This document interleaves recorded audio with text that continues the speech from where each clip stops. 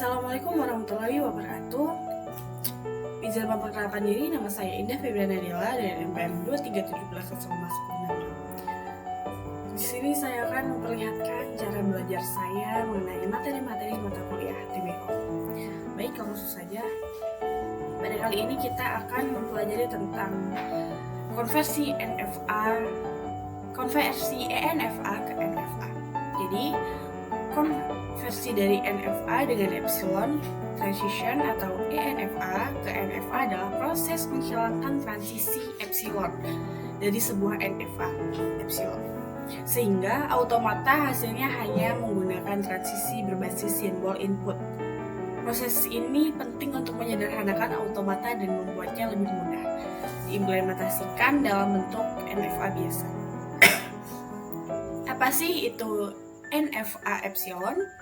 Jadi NFA epsilon adalah non-deterministic finite automata yang mengizinkan transisi epsilon, yaitu transisi tanpa input simbol. Dalam ENFA, automata dapat berpindah ke state lain tanpa membaca simbol apapun. Misalkan jika Q, epsilon sama dengan Q1, automata dapat berpindah dari Q0 ke Q1 tanpa membaca simbol input. Mengapa mengkonversi ENFA ke NFA? Jadi, transisi epsilon seringkali memperumit analisis automata.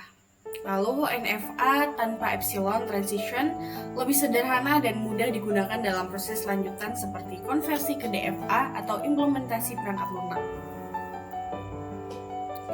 Proses konversi ENFA ke NFA. Yang pertama itu definisi formal NFA epsilon. NFA epsilon didefinisikan sebagai M sama dengan Q seperti ini, di mana himpunan Q, himpunan state, alfabet input, fungsi transition, state awal, himpunan state akhir. Langkah-langkah konversi. Nomor 1, hitung epsilon closure untuk setiap state. Epsilon closure dari state key dilambangkan epsilon closure key adalah himpunan semua state yang dapat dicapai dari key melalui epsilon saja. Untuk setiap state key,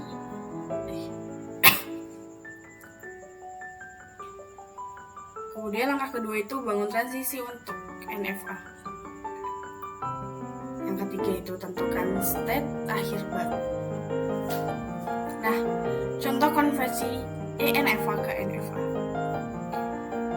ENFA yaitu state key sama dengan Q0, Q1, Q2, Q3, alfabet A, B, transisinya itu akan menjadi seperti ini. State awalnya itu Q0, kemudian state akhirnya itu Q3.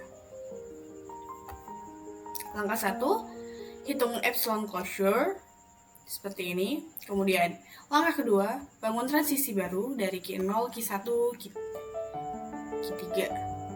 Dari Q1, input A, input B.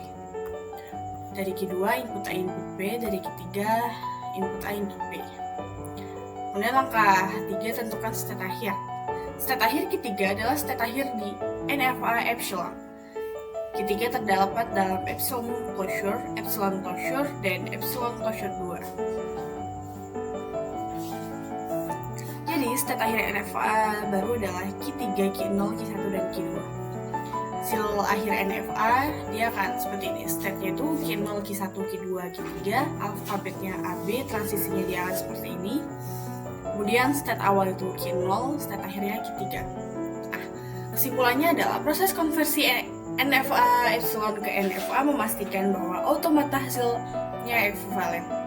Tapi, tanpa transisi epsilon, dengan mengikuti langkah-langkah di atas, setiap NFA epsilon dapat direduksi menjadi NFA yang lebih sederhana.